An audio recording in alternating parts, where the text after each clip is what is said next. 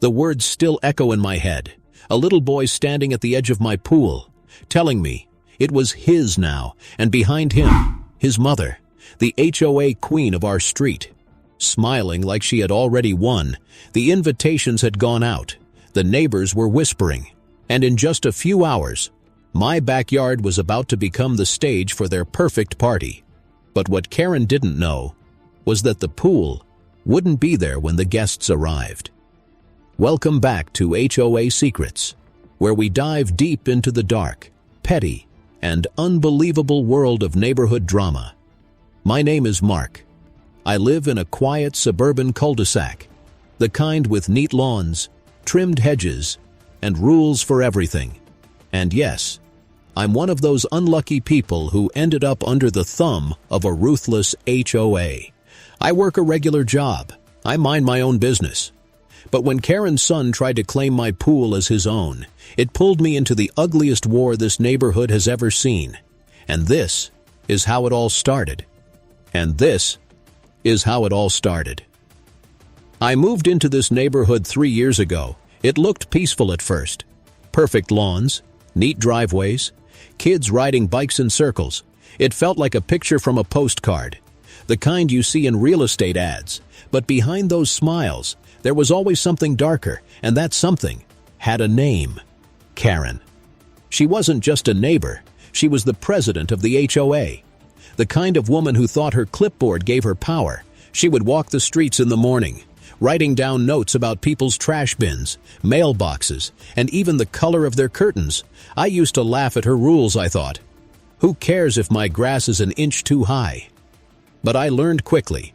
Karen cared. At first, I tried to stay invisible. I paid my fees on time. I nodded politely at the meetings. I even trimmed my bushes twice a month just to avoid her letters. But no matter what, Karen found something. One week it was my recycling bin. The next week it was my driveway cracks. And every time, she signed her notes with that smug little flourish. HOA President, Karen. Still, I told myself I could handle it. I told myself, just keep your head down. But then, summer came, and everything changed. I had a small pool in my backyard, nothing fancy, just enough to cool off after work, float around on weekends, maybe invite a friend or two. It was mine, my little escape from the stress of HOA life. But apparently, in Karen's eyes, nothing in this neighborhood was truly yours. The first sign came when I caught her son leaning over the fence. He was maybe 10, maybe 11, chubby cheeks, a little smirk on his face. He looked at me like he owned me. "Nice pool," he said. I nodded, not thinking much of it, but then he added the words that made my blood boil. "My mom says this pool is mine now." I laughed, because what else could I do? But he didn't laugh. He just stared at me, serious as ever. And then he ran back to his house, the very next day. I found the first letter, an official HOA warning. It said my pool wasn't up to community standards. It mentioned things like safety covers, depth markings, and community access. And at the bottom, signed once again by Karen. Community pools are for community kids. I stared at that line for a long time. Community pools. But this wasn't a community pool. It was in my yard. I paid for it. I cleaned it. I maintained it. And now, somehow, Karen was claiming it. I thought maybe it was just a misunderstanding, so I went to her house, knocked on the door. Karen opened with that smile, the kind of smile that never reaches the eyes. "Oh, hello, Mark," she said. I held up the letter. "Karen, I think there's been a mistake." But she just shook her head. "No mistake. The board has decided. Children need a safe space, and since you have the only pool in the neighborhood, it makes sense." I stood there speechless. Her words were dripping with false kindness, but her tone was sharp like a knife. She wasn't asking, she was declaring. And behind her, I saw her son peeking out, grinning like he had won a prize. From that moment, it was war every day after. I caught kids sneaking into my backyard, splashing in the water, leaving toys behind. And every time I told them to leave, they shouted back, "My mom says it's our pool." I filed complaints, I sent emails, I even called a lawyer friend. But the HOA board was stacked with Karen's allies, Nobody wanted to cross her, and so the letters kept coming. Warnings, fines, threats. And then came the final straw. A colorful flyer appeared in every mailbox. Pool party. This Saturday, hosted by Karen's son. The address listed was mine. I stood there holding that flyer, my hand shaking with rage. She had crossed the line. Not just a petty rule, not just a fine. She was throwing a party in my backyard without asking me. It felt like I was being erased in my own home. That night, I sat by the pool, staring at the water under the porch light. I thought about the kids that would be here, the parents, the chaos. I thought about Karen smiling, acting like she owned me, and I knew something had to be done, something drastic, because this wasn't just about a pool anymore. This was about freedom, respect, survival in this suffocating HOA world. And so, I made a plan that would turn their perfect party into the biggest disaster this neighborhood had ever seen. But the question is, if your HOA tried to steal something that was yours, would you fight them head-on? Or would you take your revenge quietly, the way I did? The morning after I found the flyer, everything felt different. I walked outside and the air was heavy, like a storm waiting to break. Neighbors passed by with knowing smiles. Some waved at me. Others whispered when they thought I couldn't hear. Everyone knew about the community pool party. Everyone but me. I wanted to scream, but I stayed calm. I knew if I exploded soon, Karen would win. So instead, I nodded politely, played along, let them think I was clueless, but inside, I was planning. That night I barely slept. I kept thinking of the image in my head, my backyard full of kids, parents gossiping on my chairs, soda cans on the patio, wet footprints inside my house, and Karen, standing tall in her oversized sun hat, claiming credit for everything. It wasn't a party, it was a takeover. On Thursday, 2 days before the big event, I caught Karen in the act. She was at the end of my driveway, handing out instructions to parents, a clipboard in her hand, sunglasses on her face, like she was running a business. I walked over. Karen, what exactly do you think you're doing? She smiled without looking at me. Oh, Mark, just organizing. You'll be thrilled to know. We're expecting at least 20 families. My stomach dropped. 20? I asked. Maybe more, she said, tapping her pen against the clipboard. Don't worry, we'll make sure the kids are safe. And with that, she turned her back to me and kept writing. Safe. That word made me laugh inside. Safe for who? Not for me, not for my home. Because once people believe something belongs to them, they never give it back. And that's when I decided I couldn't let it happen, not even for one day. Friday night came fast. By then, Karen's son had been bragging non-stop. I overheard him shouting across the street. My pool, my party, my rules. The kids cheered like he was some kind of hero, and parents nodded like they approved. It felt like I was the villain in my own story, but they had no idea what I had planned. When the sun went down, I got to work. I waited until the neighborhood grew quiet. Lights flickering out one by one, I grabbed a wrench, a flashlight, and walked to the pool. The water shimmered under the moonlight, calm, innocent. But soon, it wouldn't be there at all. I twisted the valve at first, just a gurg, then a hiss. Then the water began to swirl, slow at first, then faster, pulling down into the drain. It was almost hypnotic. Watching the pool empty, hour by hour, I sat in a chair, sipping a beer, listening to the sound of their community pool disappearing into nothing. By 2 a.m., the pool was nearly empty, just a few puddles left at the bottom, leaves stuck to the tiles, dirt rising where the water used to be. It looked like a wasteland, ugly, ruined, and it was perfect. I smiled, because tomorrow, Karen would finally lose. The next morning, I woke up to shouting. Karen was in my yard before I could even finish my coffee. Her son was crying, pointing at the pool. The bottom was exposed, filthy, broken toys scattered across the mud. "What did you do?" she screamed. I shrugged. Routine maintenance. "You can't do this. The party is today." "Sorry," I said calmly. "Pool's closed." Her face turned red, her sunglasses sliding down her nose. "You'll pay for this," she hissed, but I could already see the panic in her eyes, because the guests were arriving, and she had nothing to show them, one by one. Cars pulled up, kids in swimsuits bounced out with towels around their necks, parents carried snacks and folding chairs. They followed the sound of Karen's voice, only to find the pool empty. Dead silence. Then the whispers began. "Is this a joke? Where's the water?" My kid was so excited. Karen tried to spin it. "There was a problem with the drain," she said. "It's temporary. We'll fix it soon." But the kids didn't care about excuses. They wanted to swim, and when they realized they couldn't, the meltdown began. Crying, screaming, parents trying to calm their kids while glaring at Karen. Some shook their heads, muttering about wasted time. Others packed up and left within minutes. The grand community pool party was over before it even started. I watched from my porch, sipping lemonade this time. Every scream, every tear, every disappointed face. It was music to my ears.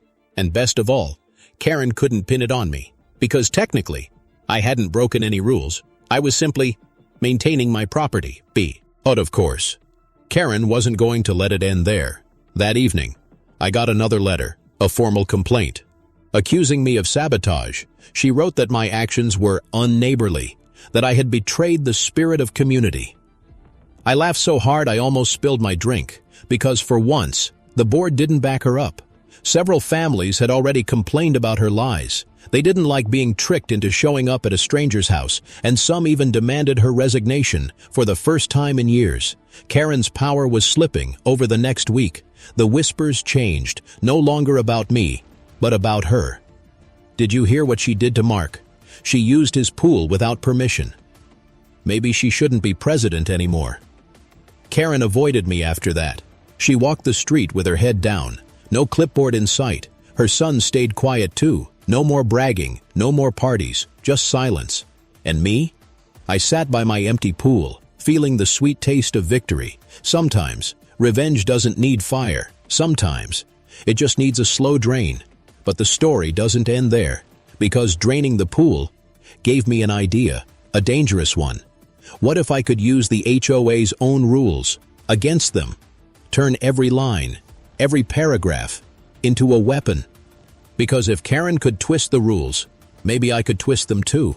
And if I did, the whole board might collapse from the inside. But that's a story for another day. For now, I'll leave you with this. After the pool party disaster, things in the neighborhood shifted.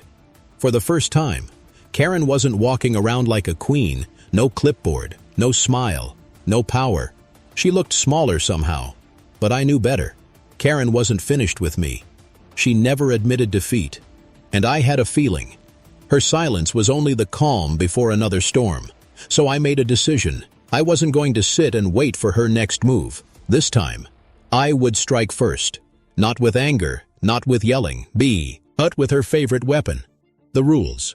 You see, HOA rules are like a Bible in these neighborhoods. Pages and pages of nonsense about grass height, mailbox paint, fence color. Most people skim them once and throw them in a drawer, but not Karen. She studied them, memorized them, lived by them.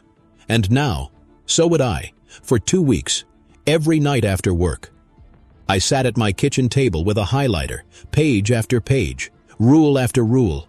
I read about garbage collection. I read about porch decorations. I even read about bird feeders. And that's when I realized the HOA rules were impossible. Contradictions everywhere. One section said your grass had to be 3 inches tall. Another section said it couldn't be taller than 2. One page allowed holiday decorations until January 15th. Another page said all decorations must be removed by January 1st. It was chaos, and it was perfect, because if I could find the contradictions, I could use them, and if I could use them, I could bury Karen in her own laws. The first strike was small.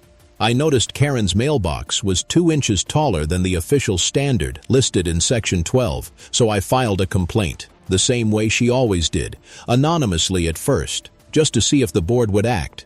And sure enough, A week later, Karen received a violation notice. I watched her face as she read it in her driveway. Her jaw dropped. Her cheeks turned red. Her hands shook. For the first time, she was on the other side of the clipboard.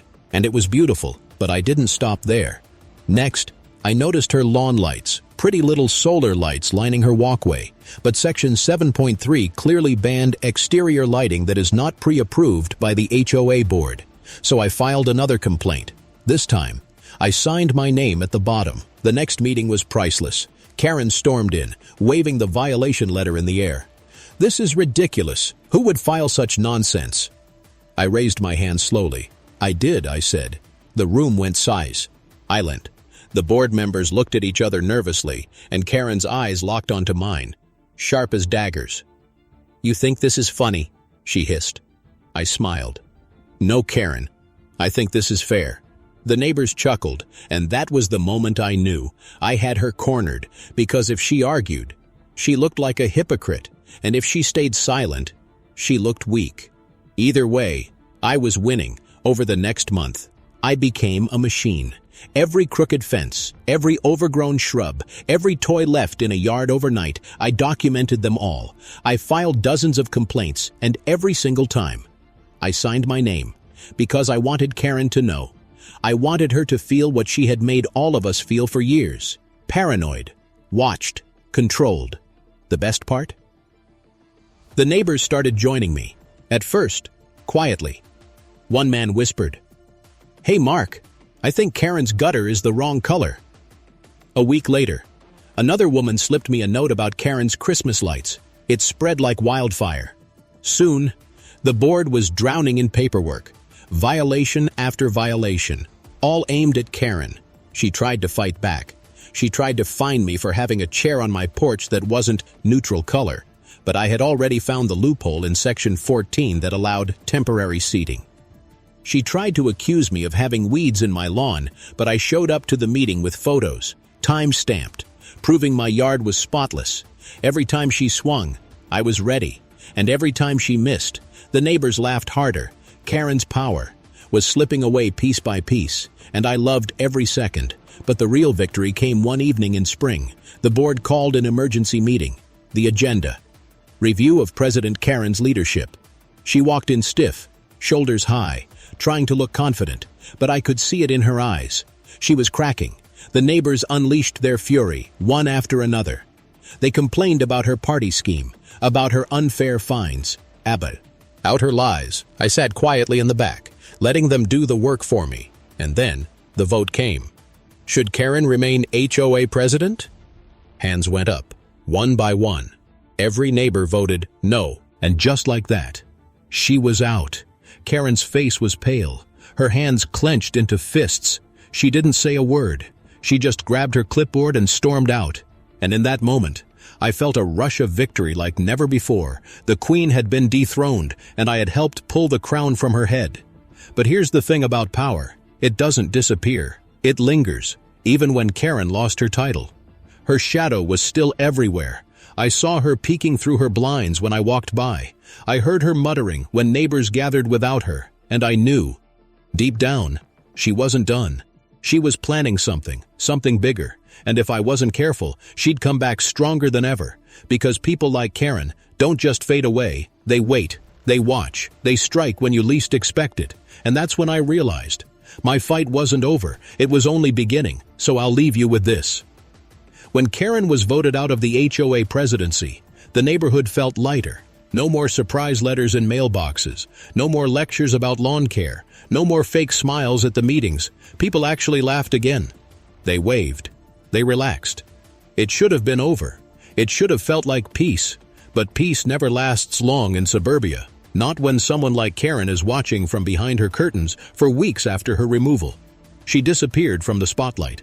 She didn't show up at meetings. She didn't walk the street with her clipboard. She didn't even shout at kids for leaving bikes in driveways. At first, I thought maybe she had finally given up. Maybe losing power had broken her. But deep down, I knew better. Karen was like a storm cloud. Even when you couldn't see it, you could feel it coming. And then, the little things started happening. The first was my trash can. I woke up one Monday morning and found it tipped over. Garbage spread across my driveway. At first I thought it was raccoons, but then I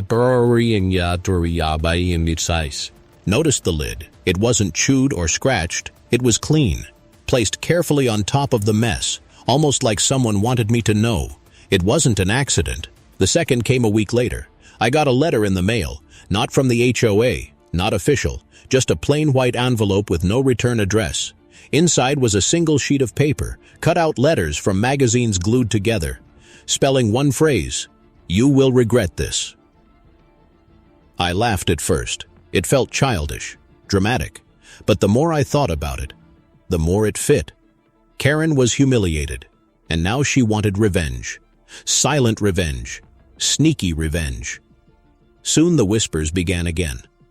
Neighbors told me Karen was spreading rumors. She told people I was cheating on my taxes, that I had illegal work done on my house, that I was planning to turn my property into a rental. Stupid lies, but dangerous ones, because in a neighborhood like ours, gossip spreads faster than fire. Then came the night that changed everything. I was in bed, half asleep.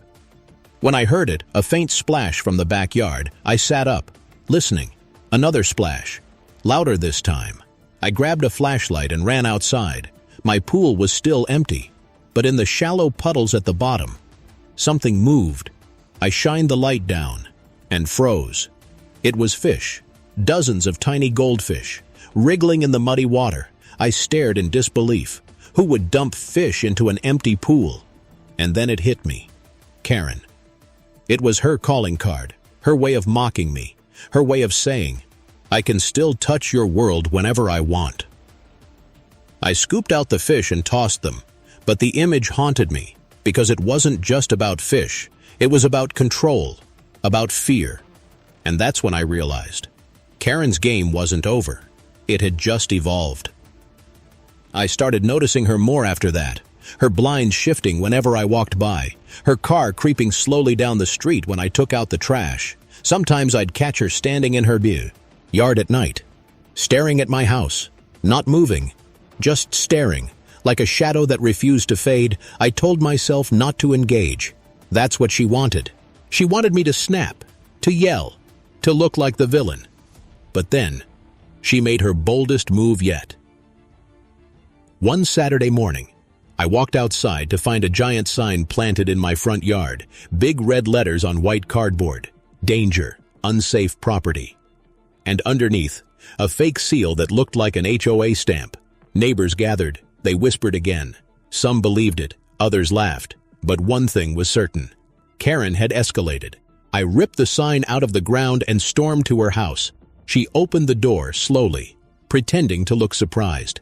"Mark, what brings you here?" she said. Her voice was sugar, but her eyes were fire.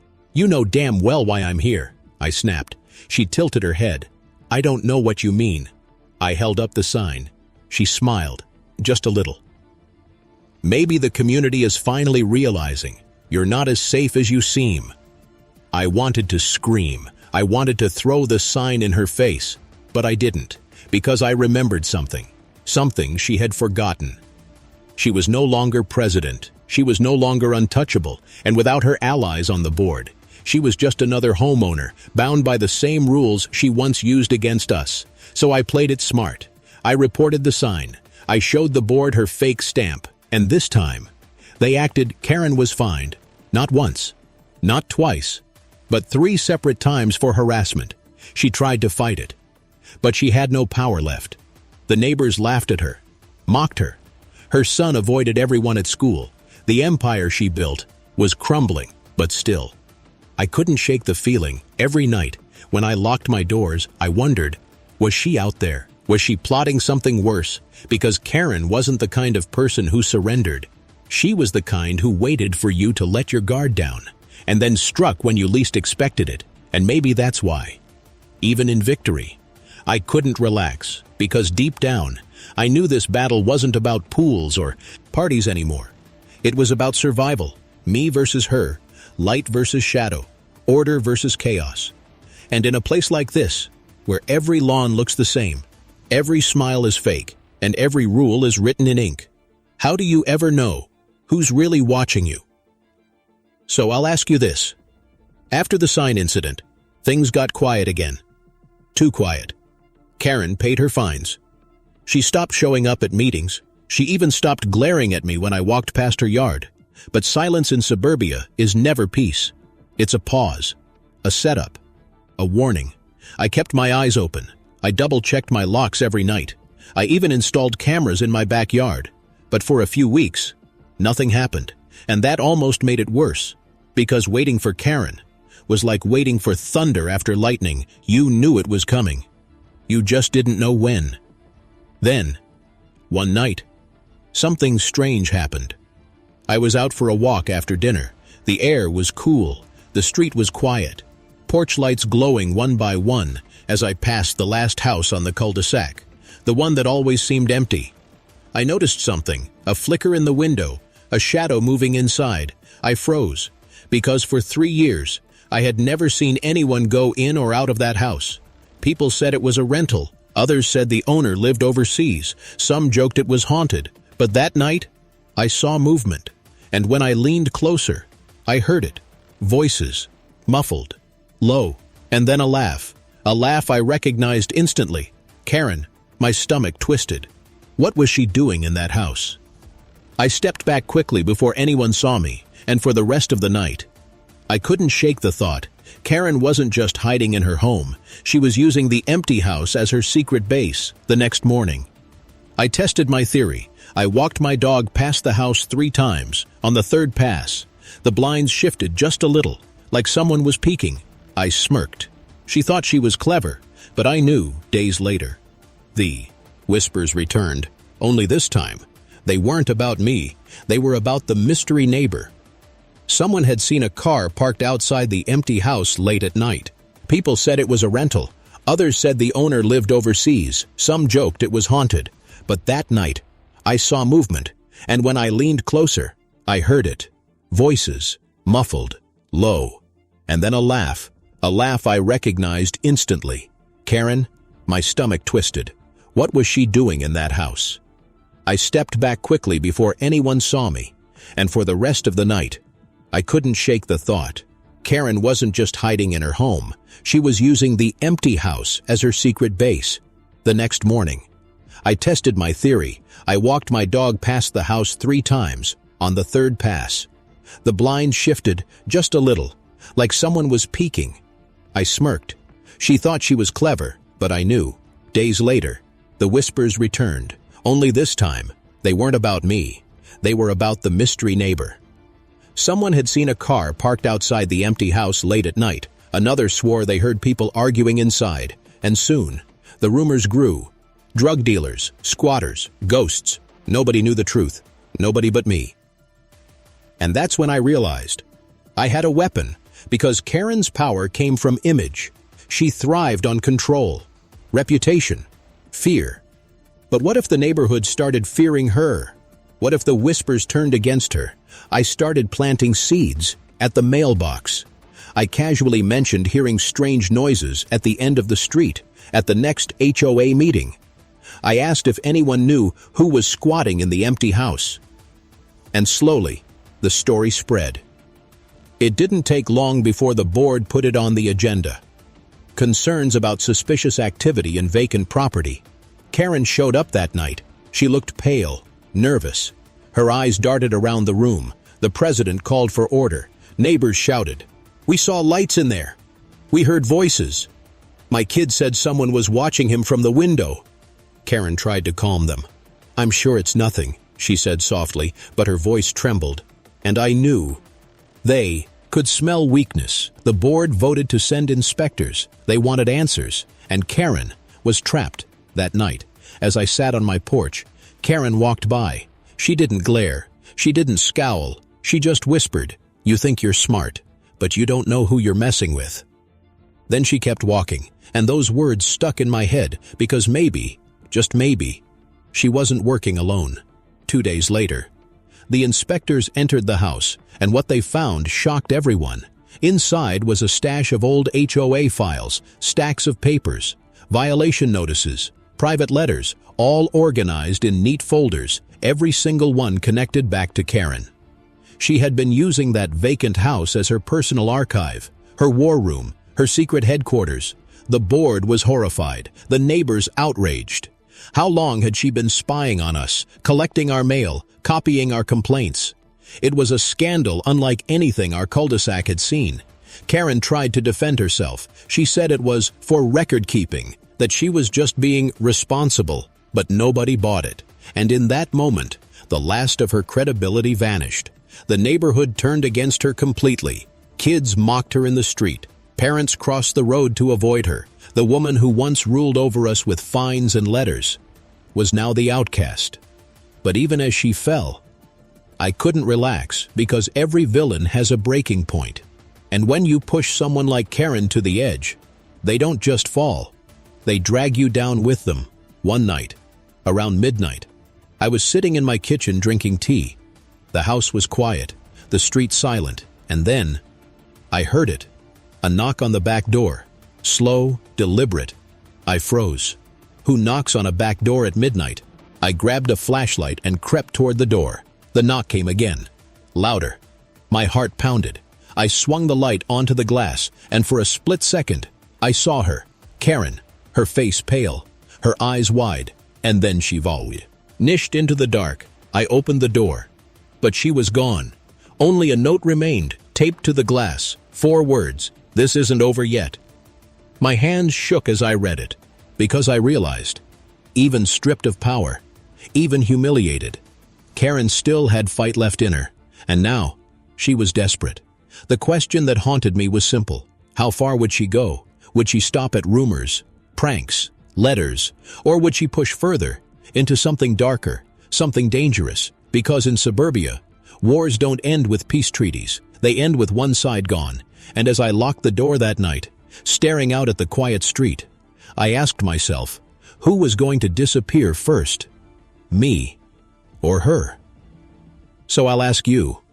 After that midnight knock, I couldn't sleep anymore. Every sound felt louder, every shadow looked darker, and every creak in the house made me think.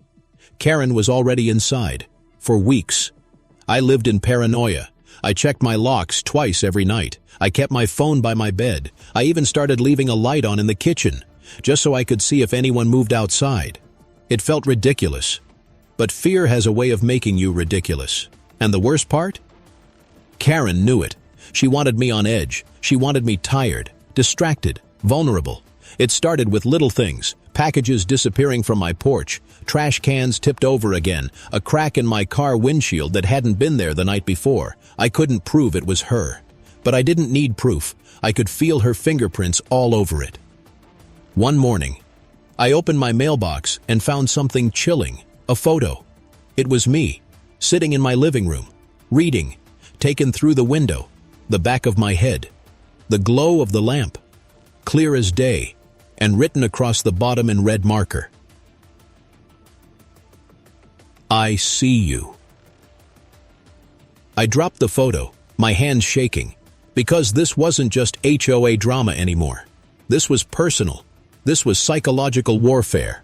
I considered calling the police, but what would I say? That my ex-HOA president was stalking me, that she left fish in my pool and signs in my yard. They would laugh, and even if they came, Karen would find a way to spin it. She always did. So instead, I prepared. I upgraded my cameras. I set motion sensors around the yard. I even bought a baseball bat and kept it by the door. If she wanted a war, I was ready. But then she made her boldest move yet.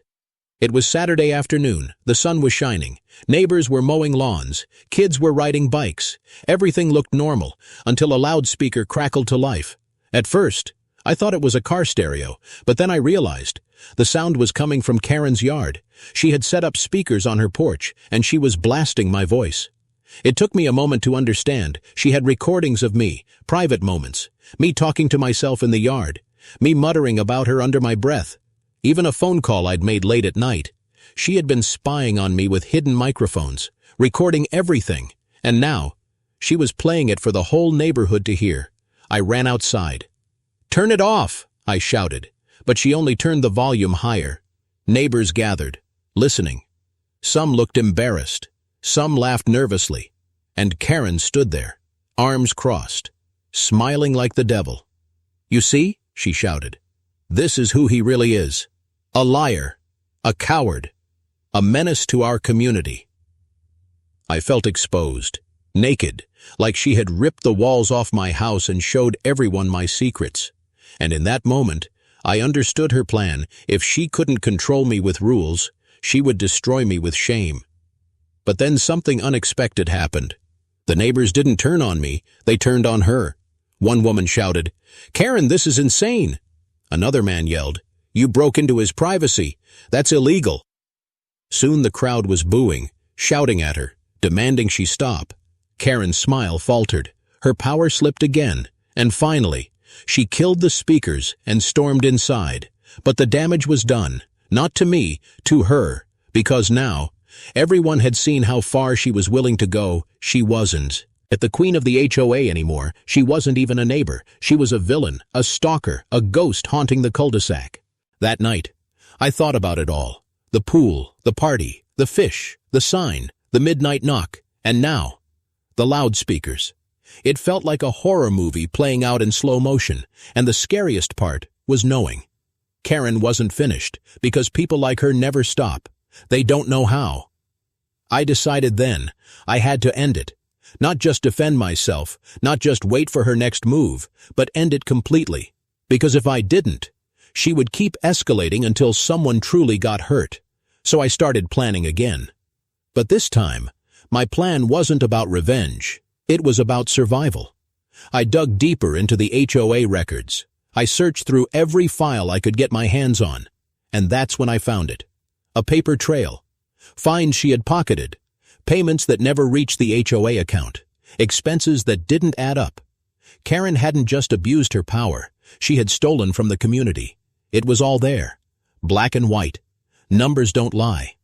I sat at my kitchen table, staring at the evidence, feeling a strange mix of fear and satisfaction, because I knew, if I revealed this, Karen wouldn't just lose face, she could lose everything.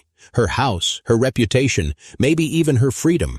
But as I stared at those papers, another thought crept in. If I exposed her, what would she do? Would she lash out harder? Would she burn the whole neighborhood down with her? Or would she finally break? That night, I couldn't sleep again. I lay in bed, listening to the wind, wondering if Karen was outside, watching, waiting. Because in stories like these, the villain never leaves quietly. They always go out with one last strike, one last desperate attack. And I knew Karen's final strike was coming soon. I just didn't know what form it would take. But tell me this. I knew Karen's final strike was coming. I could feel it in the air, the same way you feel a storm before it breaks. She had already humiliated herself with the loudspeakers. She had already been caught using a secret house as her war room, and now I had proof she had stolen money from the HOA. It was only a matter of time before everything exploded, but I underestimated her desperation. It happened on a Thursday night. I came home from work, exhausted, ready to collapse into bed. But when I pulled into the driveway, something felt wrong. My porch light was off. I never left it off, and the air smelled faintly of smoke. I ran to the backyard and froze. The fence was burning, small flames licking at the wood, spreading fast toward the grass. I grabbed the hose, spraying water like mad, my heart racing. Neighbors came running, shouting, helping me beat back the fire. Within minutes, it was out. The damage was small, but the message was clear. Karen wasn't just playing games anymore. She was willing to burn everything down. The fire department came. They asked questions. I told them about my feud with Karen, but without proof. It was just suspicion. They shook their heads, wrote a report, and left. And once again, I was alone with my fear. That night, I sat by the charred fence, staring into the dark, and I made a choice. No more waiting, no more reacting. It was time to end this, once and for all.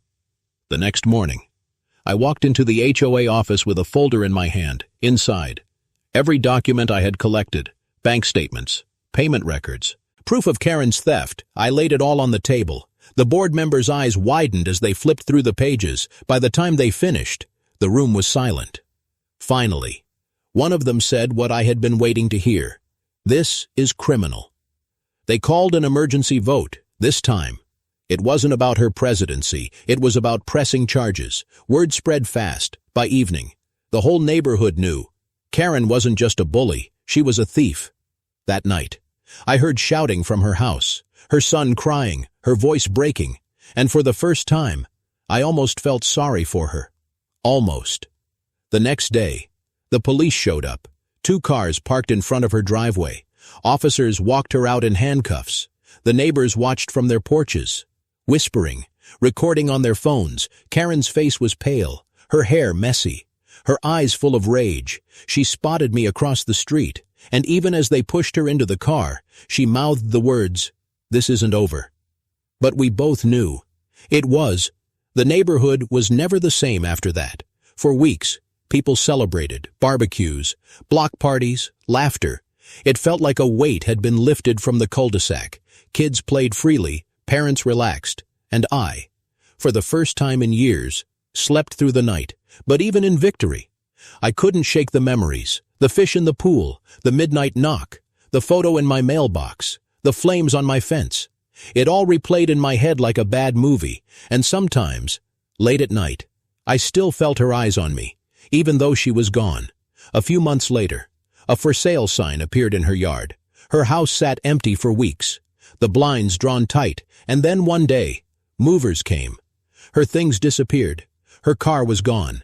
And just like that, the woman who had ruled over us vanished from the neighborhood. Some said she moved to another town. Others claimed she was still fighting her case in court. A few even whispered she would come back one day, stronger than ever. But me? I didn't care anymore, because I had survived. I had fought the HOA tyrant, and won sometimes. When I sit by my pool, I think about how it all began. A boy standing at the edge, saying it was his, a mother backing him up with lies and threats, and how that small moment turned into a war that nearly consumed us all. It taught me something important about suburbia. The real battles aren't fought with fists or weapons. They're fought with notes, rumors, rules, and patience. And sometimes, the quietest wars are the deadliest ones. Now, when new neighbors move in, I watch them carefully. I see the excitement in their eyes, the smiles on their faces, the hope that they've found the perfect community. And I wonder, how long before they see the truth? How long before the cracks appear? How long before another Karen rises from the shadows? Because one thing I've learned, in neighborhoods like this, there's always another storm coming. And so, I'll leave you with this.